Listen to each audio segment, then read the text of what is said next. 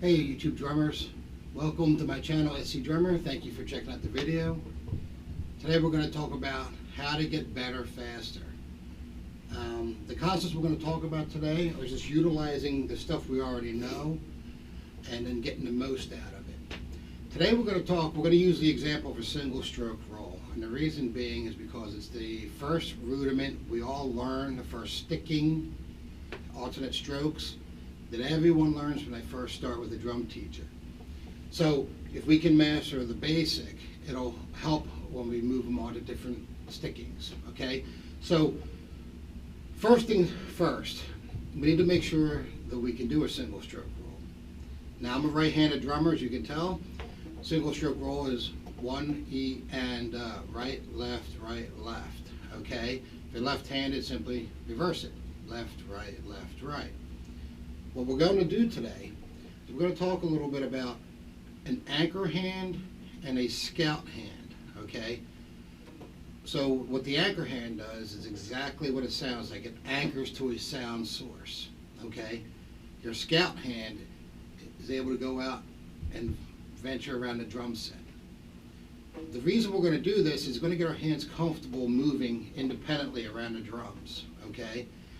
We're going to use the 16th notes and a single stroke roll because it's a rudiment that we should already know. It's a sticking we should already know, right, left. It just happens to be a single stroke roll, and it's the easiest one.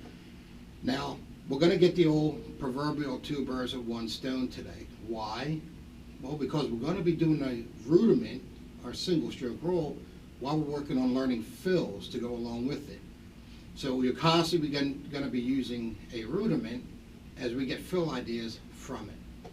Now it's going to be important that we're going to count out loud in the beginning, and there's a reason for that. When we count, I want you to be able to match a limb with an audible sound. So when I say 1 E and you can match the appropriate limb with the count that's coming out. Now for right hand drummers, all 1 and ands will be your right hand, right? 1 E and so 1 and ands, right hand, all E's and O's will be our left hand. If we can remember that, and as we're going around the set, if I happen to hit an E or an O with my right hand, I know I did something wrong. The second thing we're going to get out of counting out loud is it's going to help us keep our tempo consistent, okay? It's going to enable us when we get into more complex exercises to be able to once again match that limb to a count. It's going to be very important down the road. And for you guys using metronomes, I strongly urge you to count to a metronome. Start building that internal time that we're all searching for, that internal tempo, and so that we're not always dependent on a metronome. Okay, so the concept again, anchor, scout.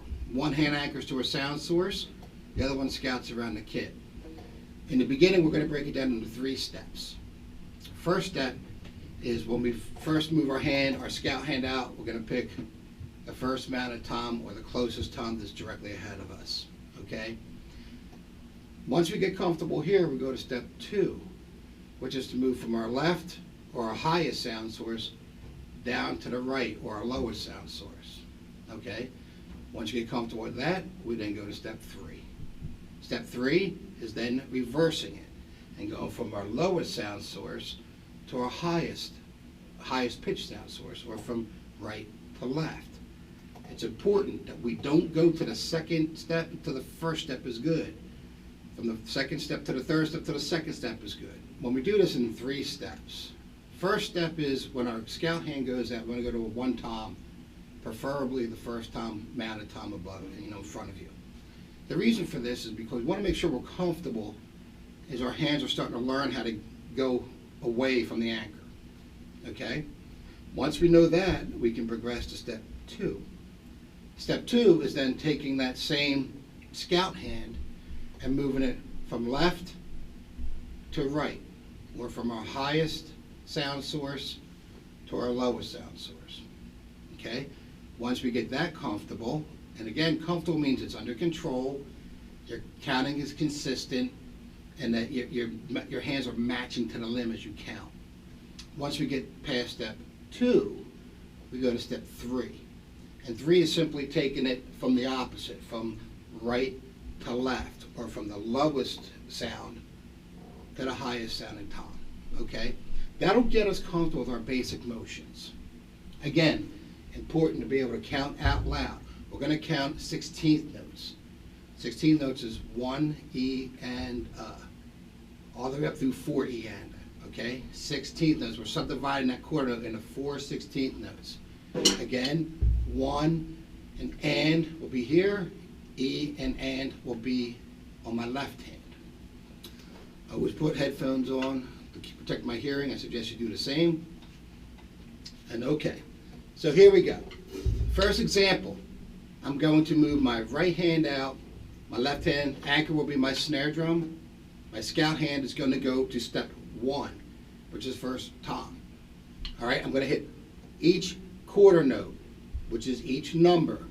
1 E and a 2 E and a 3, 4. On my first tom, my left hand stays anchored on the snare drum. Okay? Just like this. 3 E and a 4 E and a 1.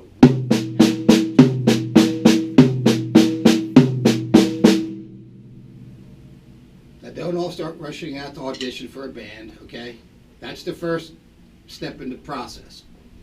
Once you know you have it under control, you feel comfortable, your count was consistent, we're going to now do each quarter note, again, 1, 2, 3, and 4 counts, E and stay on your anchor. We're going to go to another tom on each one of those hits, okay? This is step 2. It'll sound like this. 3 E and a 4 E and a 1.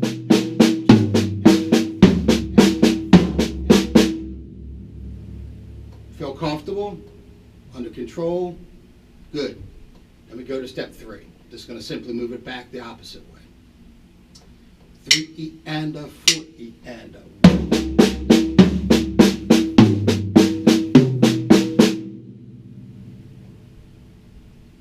Easy, right? Again, notice we're constantly doing a single stroke roll here. We're alternate sticking the whole time, so this is technically a single stroke roll. So once we get those 3 steps down with the first scout hand, we're going to switch. Right hand now becomes the anchor hand on my snare drum, and my E's are going to go up to the first tom, step 1. Okay? So, like this. 3 E and a 4 E and a 1.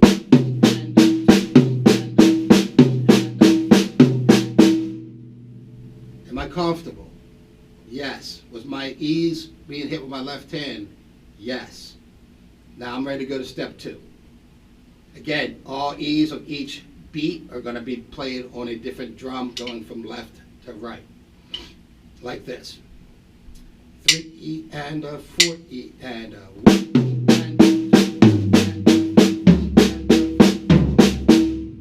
Awkward, you're doing a cross sticking here. If you don't have this many drums, if you have a 4-piece or a 5-piece, obviously you just stay in this range. You may have to come back to the snare drum, okay? Now, from right to left, same thing. 3 E and a 4 E and a 1.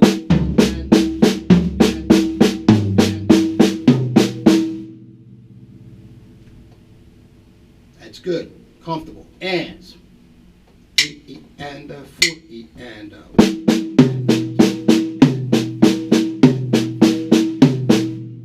Step 2. 3 E and a 4 E and a 1.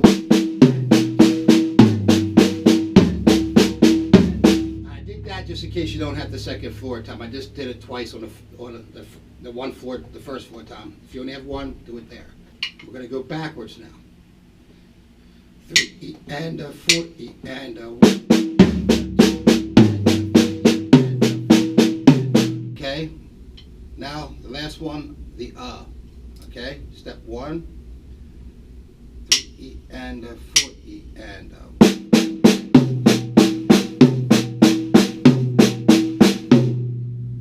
Good. Step 2, 3 E and a 4 E and a 1.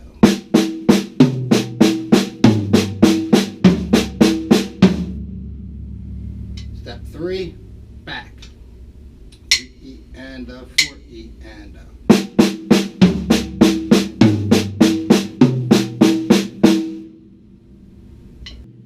Okay, so now we know we can move each separate count from left to right, right to left, and we're somewhat comfortable with it. Now, excuse me, the next step of this is to then you can do combinations. For example, we're going to do the 1 and the E on the first drum. Always going in this the 3-step process, because if you can't do it here comfortably, it's going to probably fall apart as you move it around the kit. So there's multiple accent patterns you can play just to make it easy for the time being. We're going to do the 1 and the E, okay? And then the and will be back on our anchor. 3E and 4E and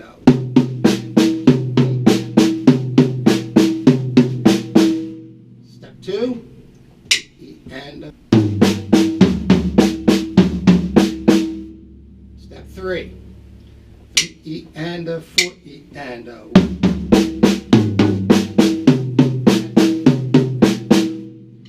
You could do the E and, you could do the 1 and, right? I'm just going to do them quickly here, just to show you. So I'm not going. You already know how to do steps 2 and 3. So let's just do steps 1 for the time being.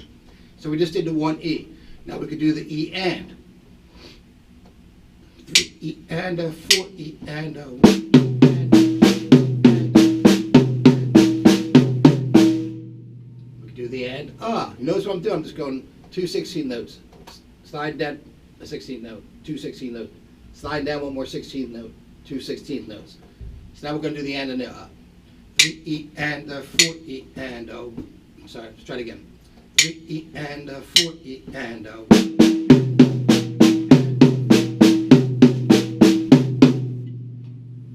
Get comfortable here. You're going to do step 2, step 3. So right off the bat, we're doing them super slow so we get comfortable moving around. A couple of things we can keep in mind here. We have all these other sounds that we can be playing. We got hi-hats, we got crash cymbals, we got a ride cymbal. So as you get more comfortable with this, don't be afraid to use your hi-hat. It's the same principle. I'm going to show you. Left hand's going to stay anchored. It's going to be on the 1, 2, 3, and 4 again. 3E and 4E and 1. You could do that. You could do a bell of a cymbal. 3E and 4E and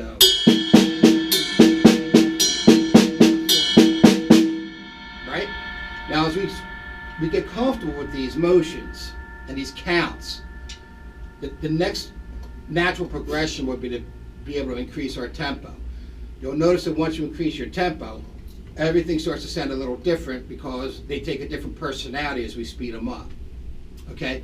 So what I recommend that you do is once you get comfortable with these is try to do a minute in a row of what I call running 16th notes. It's really just going to keep your 16th notes going. Actually, your single stroke rolls, same thing. You're going to keep them going for a minute. Build it up to 2 minutes, 3 minutes. The whole time counting, the whole time trying to remember some of these combinations that you liked. The ones that you don't like, learn them in the beginning and then discard them. Okay? We want this to be about being the best player you can be. Not the best player I am or someone else is, but what fits naturally to what you're thinking and how you're feeling when you approach it. Okay? So I'm gonna keep keep 8th notes on my hi-hat. It'll be like this: 1E and 2E and. You don't have to do that. I'm just doing it so you can feel where the time is. And I'm gonna do 20 seconds just to give you an idea of what I always do. I come down, set a metronome on. I always predetermine what I'm going to work on before I sit my butt on the stool. And there's a reason why. I want to get the most out of my time. If I come down and just not know exactly what I want to play, next thing you know, I'm soloing one for 20 minutes and I didn't really work on anything constructive. So if I know my 16th notes or my single stroke rolls are weak, maybe I'm just going to practice my single strokes for a little bit, warm up for a little bit. Then I'm going to work on these exercises we just went over.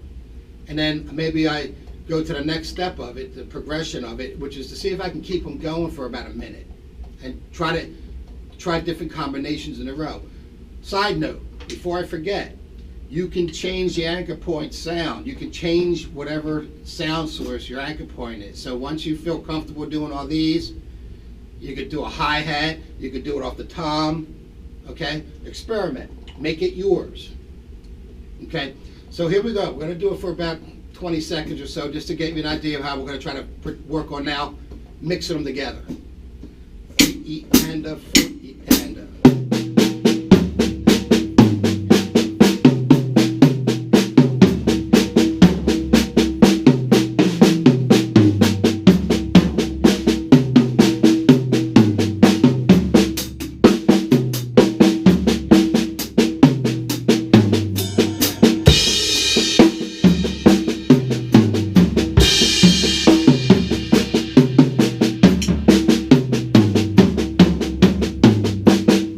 Over and over again. As you get comfortable, you speed them up.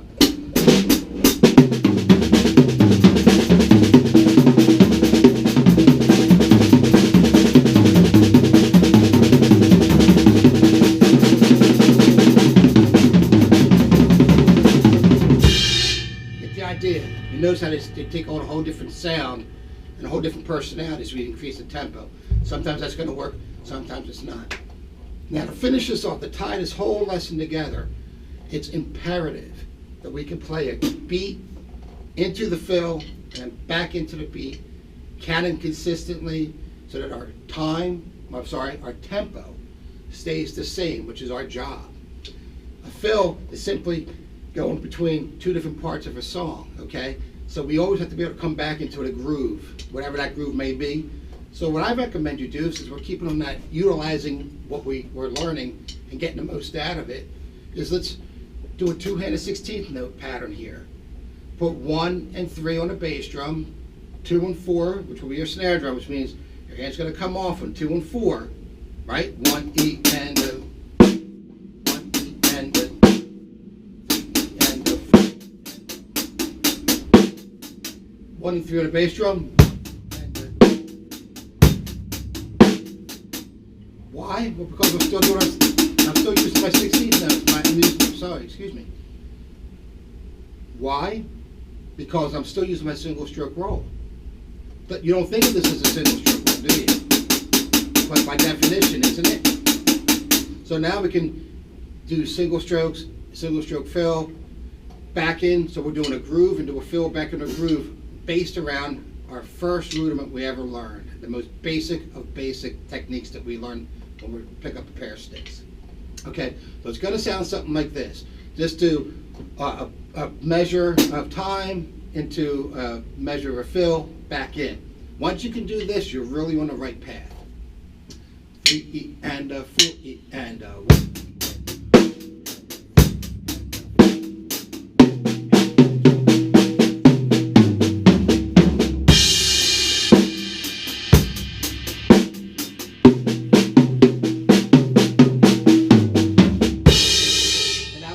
Make sure it comes back into the beat. Okay, if I can do that, I'm really going to get, my progression is going to get so much faster. I'm going to start to sound like a drummer quicker than if I worry about, looking at a book and getting, not that books are bad, but you get so ingrained in trying to learn a pattern somebody else came up with. And it's good. At times it's good because it forces you outside of your comfort zone. But I always like to take a concept and see what I came up with. So that was part of my ingrained in me. So work on this. The next lesson is going to be about using different motions. Again, I'm going to constantly go back to this concept, which is I'm going to milk everything I can out of the most basic stuff I know, so that at any given time, if I have to, I know I have these things at my disposal. Okay? So you're going to be able to walk away from this if you practice it correctly. 30, 40 different fills off a single stroke roll that starts either here or on a drum pad. You all of a sudden, just by thinking differently, now have a whole kit to use. All right? Now, if you like what you're seeing, do me a solid, please. Need you to like the video, please subscribe, and I want you to drop a comment below. Tell me what you want to work on. If enough of you have the same common issue, I'll be more than glad to put a custom video together to try to address the issues you're having. All right? Again, like, subscribe, comment, and check out the next video. Thanks for checking me out, guys. Take care.